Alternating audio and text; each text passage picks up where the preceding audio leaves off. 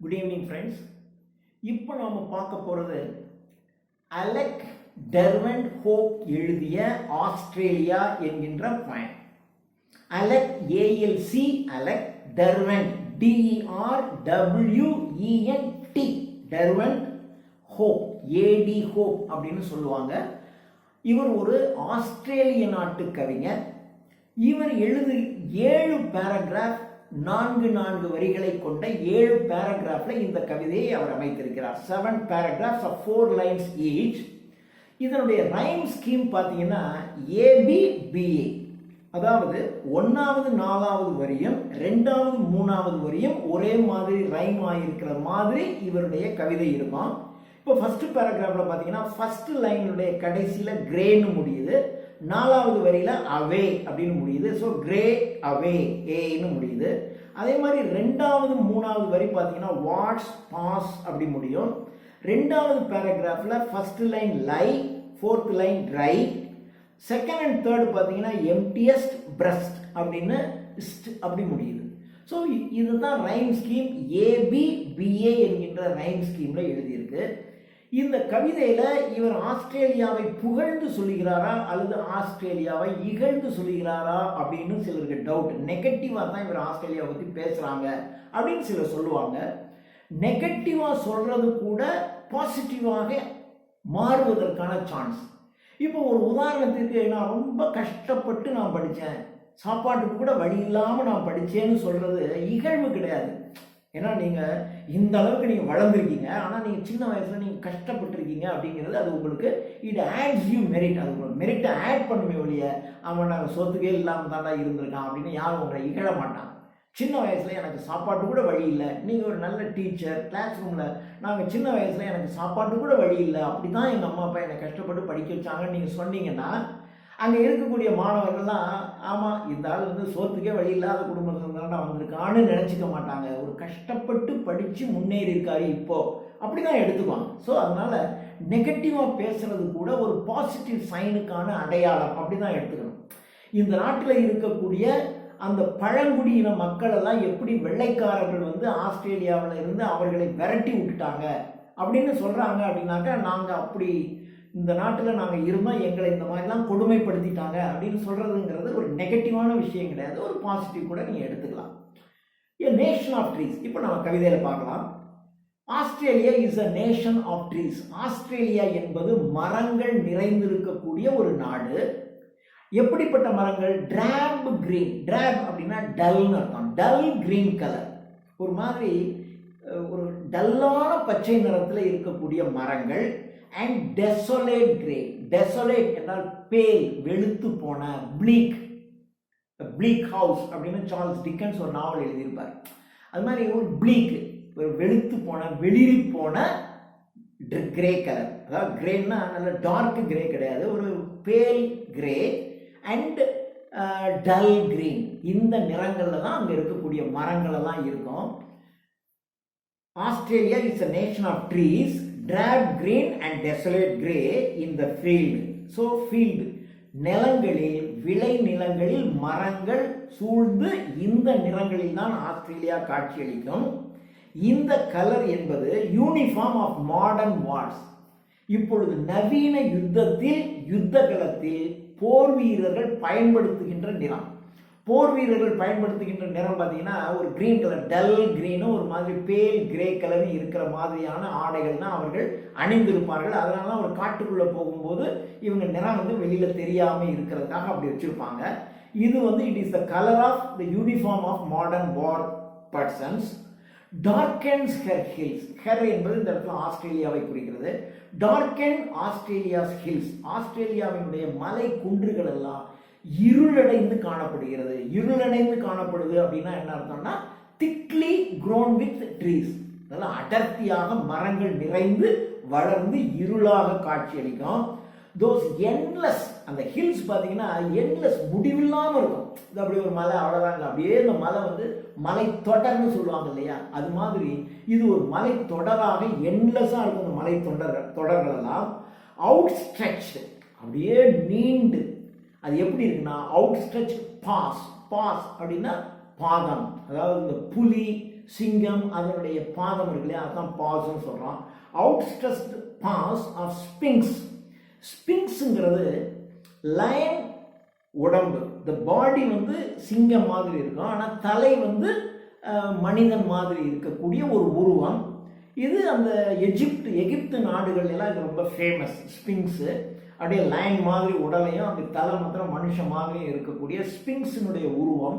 அதனுடைய ஸ்பிங்ஸினுடைய உருவம் இப்படி அமர்ந்திருக்கும், அப்படி சிங்கம் படுத்திருக்கிற மாதிரி இருக்கும். அப்புறம் சிங்கம் படுத்திருக்கிற மாதிரி இப்படி நீளமாக உடம்பு. அதுக்கு முன்னாடி அதனுடைய சிங்கம் இப்படி தானே படுத்திருக்கும் போது கால்கள் முன்னாடி தானே வச்சுருக்கோம்.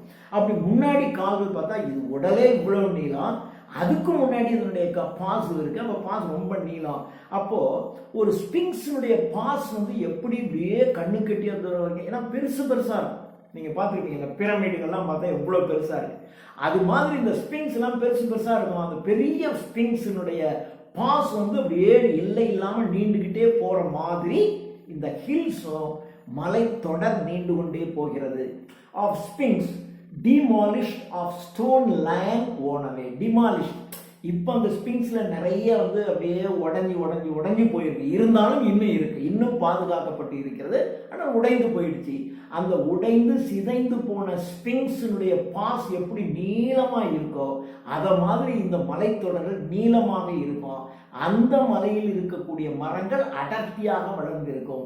இவைகள் டல் கிரீன் கலர்லையும் பேல் கிரே கலர்லையும் சோல்ஜியர்ஸினுடைய யூனிஃபார்ம் கலரில் இருக்குது அப்படின்னு சொன்னால் this is the first paragraph. Then the second paragraph, they call her young country. Call her, இந்த இடத்துல ஹர் என்பது ஆஸ்திரேலியாவை குறிக்கிறது. தே கால் ஆஸ்திரேலியா எ யங் கண்ட்ரி. இதை ஒரு பொலிட்டிக்கலாக பார்த்தாக்க இப்போ தான் சுதந்திரம் அடைஞ்சிச்சு. அப்போ இப்போ தான் சுதந்திரம் அடைஞ்சா இப்போ தான் ஒரு இளம் நாடு, இப்பொழுது தான் சுதந்திரம் அடைந்து வளர்ந்து கொண்டிருக்கின்ற நாடு. So they call her a young country but they lie. ஆனால் அவர்கள் பொய் சொல்லுகிறார்கள். இது ஒரு நல்ல பழமையான நாடு. இந்த நாட்டினுடைய குடிமக்கள் அதனுடைய நேட்டிவ் பீப்புள் இருக்காங்க, அவங்க இருக்காங்க. அதனால இது ஒன்றும் இப்போ ரொம்ப யங் கண்ட்ரி கிடையாது, பழைய நாடு தான். ஆனால் ஆங்கிலேயர்களிலிருந்து விடுதலை அடைஞ்சதுலேருந்து பார்த்தீங்கன்னா இப்போ தான் விடுதலை அடைஞ்சதுனால we can say it is a young country. They call her a young country but they lie. அவர்கள் பொய் சொல்கிறார்கள். She is the lost of lands. She என்றால் இந்த இடத்துல her, she என்பது ஆஸ்திரேலியாவை குறிக்கிறது. So Australia is the last of lands. நீங்கள் வேர்ல்டு மேப்பில் பார்த்தீங்கன்னா கடைசியில் கீழே இந்த ஓரத்தில் இருக்கக்கூடிய ஒரு நாடு. ஸோ மேப்பில் கடைசியாக இருக்கக்கூடிய ஒரு நாடு. She is the lost of lands in the map, the emptiest. அவ்வளோ பெரிய நாட்டில் மக்கள் தொகை ரொம்ப குறைவாக இருக்கிறதுனால இந்த நாடு முழுவதும் காலியாக இருக்கிற மாதிரி, எங்கே பார்த்தா மக்களே இல்லாமல் காலியாக இருக்கிற மாதிரி இருக்கும். ஏன்னா மக்கள் தொகை மிகவும் குறைவு. The emptiest because of its thin population தின்னாக இருக்கிறதுனால அந்த மாதிரி இருக்கு. A woman beyond her change of life, a breast still tender but within the womb's dry. A woman, here the Australia is compared with a bush woman. அந்த அப்படி சொல்லுவாங்க, push woman அப்படின்னு சொல்லுவாங்க. a woman, அந்த a bush woman சொல்றாங்க. a woman beyond her change of life, beyond her change of life. அது வாழ்க்கையில் ஏற்படுகின்ற மாற்றத்தை தாண்டிய ஒரு பெண். a woman beyond her change of life. her lifeல எவ்வளவோ சேஞ்ச், அதை தாண்டின ஒரு நாடு. இப்போ நீங்க ஆங்கிலேயர்கள் ஆட்சி செய்ததற்கு பின்னர் உள்ள நீங்க வரலாறை பார்க்கக்கூடாது, அதுக்கு முன்னாடி இருக்க வரலாறை பார்க்கணும். ஸோ நிறைய சேஞ்சஸ் வந்து போயிடுச்சு. அதனால இதை மட்டும் நம்ம வச்சு பார்க்கக்கூடாது. So she is a woman beyond her change of life. அந்த பெண்ணினுடைய வாழ்க்கையில் ஏற்பட்ட மாற்றங்களையும் தாண்டி இதற்கு ஒரு வரலாறு இருக்கு. நீங்க ஆங்கிலேயர்களுடைய ஆட்சிக்கு முன்னாடியே ஒரு வரலாறு இருக்கு, அதை நாம ஞாபகம் வச்சுக்கணும். So a woman beyond her change of life, a breast still tender. டெண்டர்னா யங்னா. ஸோ ஆஸ்திரேலியா என்பதை ஒரு பெண்ணுக்கு ஏற்கனவே கம்பேர் பண்றாங்க. அதனால சொல்றான் அது ஒரு யங் உமனுடைய பிரஸ்ட், ஒரு இளம் பெண்ணினுடைய மார்பகத்தை ஒத்து இருக்கிறது. அப்படின்னா such a nice and beautiful look, அழகா இருக்கும். பட் within the womb, wombனா அதனுடைய கருவை தாங்குகின்ற அந்த இடம், அந்த கருவை தாங்குகின்ற பகுதி ட்ரை, காஞ்சி போயிருக்கு. எல்லாம் இங்கிலீஷ்காரன் வந்து எல்லாத்தையும் எடுத்துட்டு போயிடும். இளம் பெண், அழகான மார்பை உடையவள், ஆனால் அவளுடைய கருவை தாங்குகின்ற இடம் ட்ரையா போச்சு. Because all the assets of Australia were excavated by English people. இங்கிலீஷ்காரன் எல்லாத்தையும் தே ராப்ட் ஆஃப், திருடிட்டு போயிட்டாங்க. அதனால இப்போ அந்த கருவில் கரு இல்லை, வளர்ச்சி இல்லை. கருவில் கரு இல்லைன்னா வளர்ச்சி அடையவே முடியலை. இப்போ இந்தியா சுதந்திரம் அடையும் போது அப்படி தான் இருந்துச்சு. சாப்பாட்டுக்கு கூட மக்கள் கஷ்டப்பட்டுருக்காங்க. அந்த காலத்தில் வந்தது ரேஷன். அந்த காலத்தில் ரேஷன்னா சாப்பாடுலாம், அரிசியெல்லாம் வெளியில் கிடைக்காது. நீங்கள் ரேஷனில் தான் வாங்கவே முடியும். ரேஷனில் கிடைக்கலன்னா உங்களுக்கு அரிசியே கிடையாது, சாப்பிடவே முடியாது. அந்த மாதிரி இது இருந்த காலம். சுதந்திரம் அடைஞ்சு கொஞ்ச நாட்கள், ஒரு 15-20 வருஷம்னா அவ்வளோ கஷ்டத்தில் தான் இந்த நாடு இருந்துச்சு. அப்புறம் கொஞ்சம் கொஞ்சமாக வளர்ச்சி அடைஞ்சிச்சு. காமராஜர் போன்ற மிக உயர்ந்த முதலமைச்சர்கள்லாம் வந்து இந்த நாட்டை அப்படி வளர்ச்சி பாதைக்கு கொண்டு வந்தாங்க. இப்போ அது வளர்ந்துக்கிட்டு இருக்குங்கிறது ஒரு பெருமை கிடையாது. ஒன்றும் இல்லாமல் இருந்ததை அப்படி வளர்ச்சி அடைய வச்சாங்கல்ல, கஷ்டப்பட்டு ஒரு அடிப்படை உருவாக்கி கொடுத்தாங்கல்ல. கல்வி கற்பதற்கு, அணை கட்டுனதுலேருந்து எவ்வளவு தொழிற்சாலைகளை உருவாக்குனது அப்படின்னு நீங்கள் காமராஜரை பார்த்தீங்கன்னா அவ்வளவு செஞ்சுருக்காங்க. அதுதான் கஷ்டம். அது மாதிரி இந்த கருவறையை அவன் காலி பண்ணிட்டு போயிட்டான். ஒரு இளம் கண்ட்ரி இது, ரொம்ப அதே மாதிரி இந்தியா என்பது ஒரு செழிப்பு மிக்க ஒரு நாடு. இன்னைக்கும் செழிப்பு தான். அது ஒரு இளம் பெண்ணினுடைய மார்பகத்தை ஒத்து அழகான இடம். ஆனால் அதனுடைய கரு வந்து எதையும் வளர்ச்சி அடைய முடியாது, தாங்க முடியாது. ஏனென்றால் எல்லாத்தையும் சுரண்டிட்டு போயிட்டாங்க. இப்போதான் கொஞ்சம் கொஞ்சமாக அது வளர்ச்சி அடைந்து நல்ல கரு வந்து தாங்கி எல்லாமே புதுசாக வளர்கிற மாதிரி இப்போ நாங்கள் மாற்றிடணும். ஸோ அந்த மாதிரி நீங்கள் இதை எடுத்துக்கணும். She is the last of land, the emptiest, a woman beyond her change of life, a breast still tender but within the womb is dry. The third paragraph, without songs or architecture history. Without song, இதற்கு ஒரு பழமையான கவிதைகள் அந்த காலத்தில் 2000 ஆண்டுகளுக்கு முன்பாக அப்படின்னு நாம் தமிழ் இலக்கியத்தில் சொல்கிறோம். ஆனால் இங்கிலீஷ்லேயும் சொல்ல முடியாது, எந்த யூரோப்பியன் கண்ட்ரீஸ்லேயும் சொல்ல முடியாது. கிரீக், லாட்டின் சொல்லலாம், சான்ஸ்கிரிட் சொல்லலாம், தமிழ் சொல்லலாம், இப்படி தான் சில மொழிகள் சொல்லலாம். ஓரளவுக்கு ஒரு 1000 வருஷம்னு நம்ம மலையாளம், கன்னடா இவங்க கூட 1000 வருஷம் சொல்லலாம், பெங்கால்லாம். ஆனால் 2000 ஆண்டுகள்னு தமிழ், சமஸ்கிருதம், கிரீக், லாட்டின் இவைகளுக்கு தான் ஆயிரக்கணக்கான ஆண்டுகளுக்கு முன்பாக பழமை இருந்துச்சு. இங்கிலீஷ்காரனுக்கெல்லாம் பார்த்தீங்கன்னா 500 வருஷம் தான். 500 வருஷம் நார்மன் கான்குவெஸ்ட்க்கு அப்புறம். அப்போ பார்த்தீங்கன்னா என்ன அதில் இருந்துச்சு? பேயவுல்ஃப், சும்மா விரல் விட்டு எண்ணக்கூடிய சில கவிதைகள் 500 ஆண்டுகளுக்கு முன்பாக தான் இருந்துச்சு. அதனால் ஒரு பழமைன்னு சொல்ல முடியாது. அதெல்லாம் அவங்க வந்துருக்காங்க. அதனால் எங்கிட்ட அந்த பழமையான கவிதைன்னா சொல்கிறதுக்கு ஒன்றும் இல்லைங்க. வித்தவுட் சாங்ஸ் ஆர் ஆர்கிடெக்சர்னா ஒரு கட்டிடக்கலை. ஒன்றும் பெரிய கட்டிடக்கலையோ அல்லது பெரிய ஹிஸ்ட்ரி, பெரிய வரலாறோ எங்களுக்கு இல்லை. The emotions and superstitions of younger lands. இந்த இளம் லேண்ட் இப்போதான் ஒரு யங் லேண்ட், இப்போதான் நாங்கள் வளர ஆரம்பிச்சிருக்கிற நாடு. எங்கள் நாட்டில் இந்த இமோஷன்ஸ் இருக்கும், உணர்ச்சிகள். ஏன்னா எல்லாம் இளைஞர்கள் தான். இந்த இமோஷன்ஸ் இருக்கும். அண்ட் சூப்பர்ஸ்டிஷன்ஸ், மூட நம்பிக்கைகள் இருக்கும். இந்த இமோஷன், சூப்பர்ஸ்டிஷன்ஸ் கொண்ட இளைஞர்கள் நிறைந்த ஒரு நாடு. Her rivers of water drown among inland sands. Her rivers of water, இந்த ஆஸ்திரேலியாவுடைய நீர், ஆற்று நீரானது drown among inland sand, உள்நாட்டு மணலுக்குள்ளேயே சென்றுவிடும். அது the river of her immense stupidity. அதே மாதிரி the river of her immense great, மிகப்பெரிய, ஸ்டூபிட், ரொம்ப ஒரு முட்டாள்தனமான ஒரு சொல்கிறோமே, அது என்னது, மூட நம்பிக்கை. ஒரு முட்டாள்தனமும் மூட நம்பிக்கையும் நிறைந்த அந்த ஆற்று நீர், தெளிந்த ஆற்று நீர்லாம் அது மண்ணுக்குள்ளே போயிடுதுன்றான். அது மாதிரி தெளிந்த அறிவு முழுவதும் இந்த மாதிரி ஸ்டூபிடிட்டிக்குள்ளே போயிடும். அந்த மாதிரியான நாடு. ஸோ இதெல்லாம் வச்சு தான் அவர் நெகட்டிவாக பேசுகிறாரு அப்படின்னு சொல்கிறாங்க. So her rivers of water drown among inland sands, the river of her immense stupidity. அந்த immense stupidity-யை அந்த river of water-ஓட கம்பேர் பண்ணுறாரு.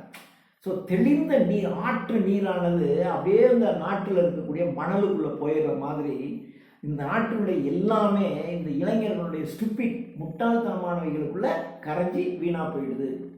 Floods her monotonous tribes. Floods அப்படின்னா ஃபில் கம்ப்ளீட்லி, எல்லாம் முழுவதும் நிறைந்திருந்தது. யாரினால் நிறைக்கப்பட்டது? ஹெர் மொனாட்டனஸ் ட்ரைப்னா பழங்குடியின மக்கள், பழங்குடியின மக்களினால் நிறைந்திருந்த நாடு இது. ஆஸ்திரேலியா முழுவதும் எங்களுடைய நாட்டு மக்கள், ஆஸ்திரேலிய மக்கள், ஆஸ்திரேலிய பழங்குடியின மக்கள் நிறைந்திருந்தார்கள். From Cairns to Perth. Cairns என்பது அங்கே இருக்கக்கூடிய ஒரு மிகப்பெரிய நகரம்.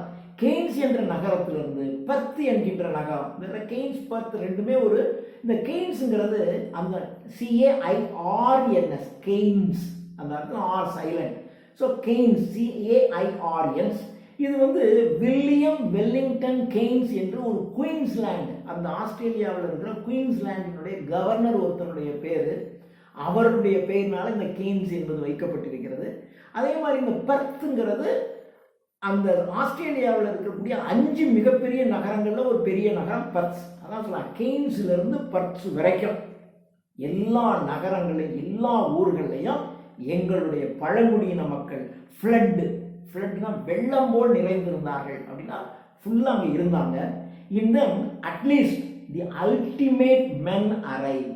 அல்டிமேட் மென் அப்படின்னாக்க இந்த கடைசி மனுஷன் வர்றதான். அப்படின்னா எல்லாரையும் கொண்டுட்டாங்க, அல்லது எல்லாரையும் காட்டுக்குள்ளே விரட்டிட்டான். இங்கிலீஷ்காரன் இந்த நாட்டினுடைய ஆஸ்திரேலிய குடிமக்களை காட்டுக்குள் விரட்டி விட்டு அவர்கள் குடியேறி விட்டார்கள். ஸோ இப்போ இங்கே நிறைந்திருக்கிறது பூரா இங்கிலீஷ்காரன் யூரோப்பியன்ஸ் தான் நிறைந்திருக்கான். எங்கள் ஆஸ்திரேலிய பழங்குடியின மக்கள்லாம் காட்டுக்குள் துரத்தி அடிக்கப்பட்டிருக்கின்றார்கள்.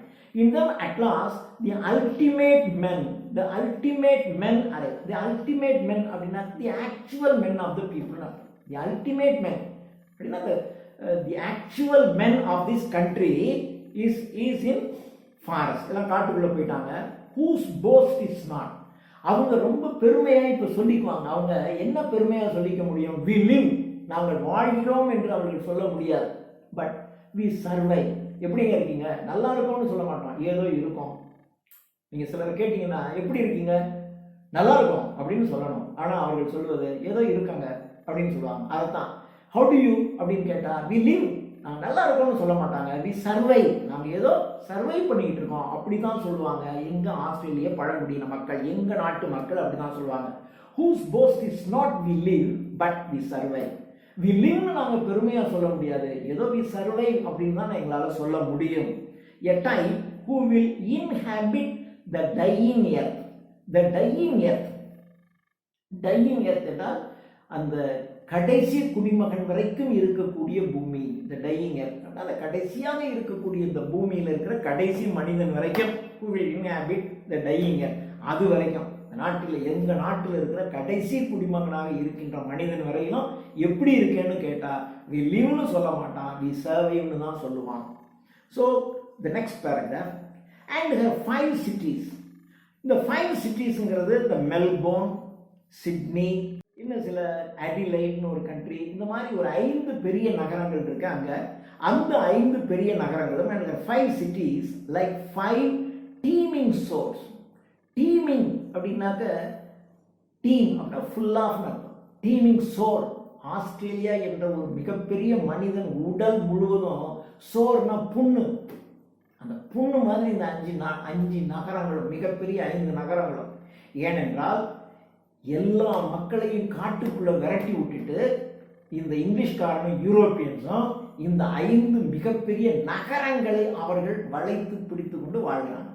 ஆஸ்திரேலியான்னு சொன்னா பெருமைப்படத்தக்க நகரம் இதுதான். மெல்போர்ன், சிட்னி, இதெல்லாம் பெருமை தரத்தக்க நகரங்கள். அந்த நகரங்கள் முழுவதும் எங்க மக்கள் கிடையாது, எல்லாம் இங்கிலீஷ்காரனும் இருக்காங்க. And her 5 cities like the teeming sore, முழுக்க புண்ணு தான். ஈச் ட்ரைன்ஸ், இந்த புண்ணு அந்த மனிதனுடைய உடலில் இருக்கக்கூடிய ஆற்றலை எல்லாம் ட்ரைன், வெளியேற்றிட்டு. ஆஸ்திரேலியா என்கின்ற ஒரு மனிதன், அந்த மனிதனுடைய உடம்புல 5 புண்ணு, பெரிய பெரிய புண்ணு இருக்கு.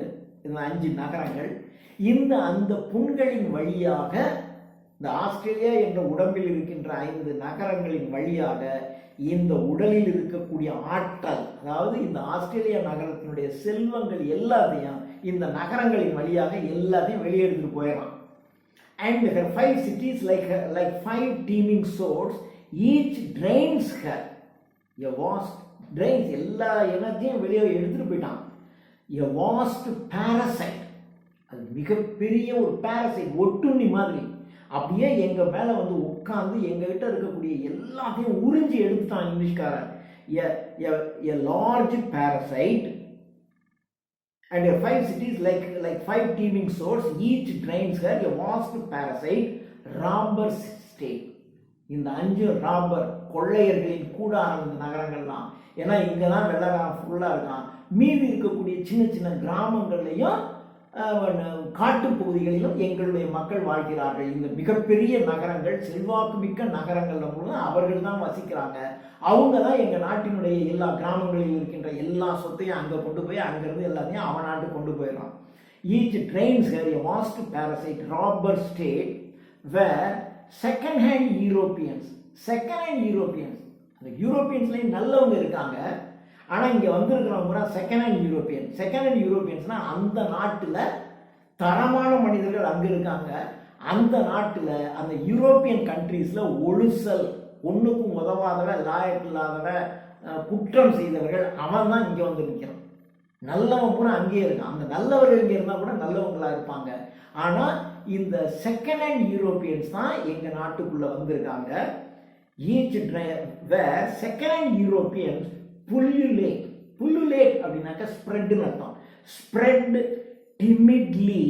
timidly on the edge of alien shores. On the edge of alien foreign Australia அர்த்தம்.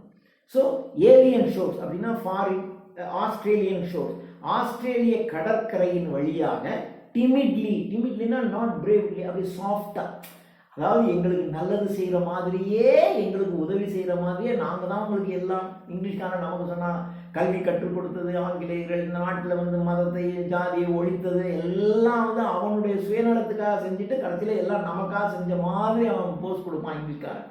அந்த மாதிரி each drains her a vast parasite robber state where second-hand Europeans pullulate spread softly on the edge of alien shores. அந்த Australian கடற்கரையின் விளிம்புகளின் மூலமாக எல்லாவற்றையும் கொள்ளையடித்து விட்டு போய்விட்டார்கள். Yet there are some like me turn gladly home. என்ன மாதிரி சிலர் ஏடி ஹோப் அவர் சொல்றார், தன்னை சொல்லுகிறார், என்னை போல் சிலர் gladly come home.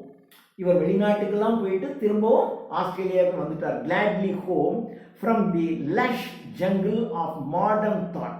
from the lush jungle, lush அப்படின்னாக்க thickly grown, அப்படி செழிப்பாக வளர்ச்சி அடைந்த jungle of thought, of modern thought, நவீன சிந்தனை என்கின்ற செழிப்பான ஒரு சிந்தனையிலிருந்து நாங்கள்லாம் சந்தோஷமா இங்கே வந்திருக்கோம். to find the Arabian desert of the human mind. Arabian desert, அரபு நாட்டு பாலைவனத்தில் தான் ஹியூமன் மைண்ட் தோன்றுச்சுங்க. அரபு நாட்டு பாலைவனத்தில் தான் 2 பெரிய மதங்களினுடைய ஸ்தாபகர்கள் தோன்றினார்கள். யாரு? இயேசு கிறிஸ்துவும் முகமது. உலகத்தின் மிகப்பெரிய மதங்களாகிய 2 மதங்கள், இஸ்லாம் மதமும் கிறிஸ்தவ மதமும் தோற்றுவிக்கப்பட்டது அரேபியனுடைய சான்ஸ்ல இருந்து தான் தோன்றுச்சு. அரபு நாட்டில் இருக்கின்ற பாலஸ்தீனத்திலிருந்து தான் இயேசு கிறிஸ்து தோன்றினார். அதே மாதிரி அரபு நாடுகளில் தோன்றியவர் தான் முகமது.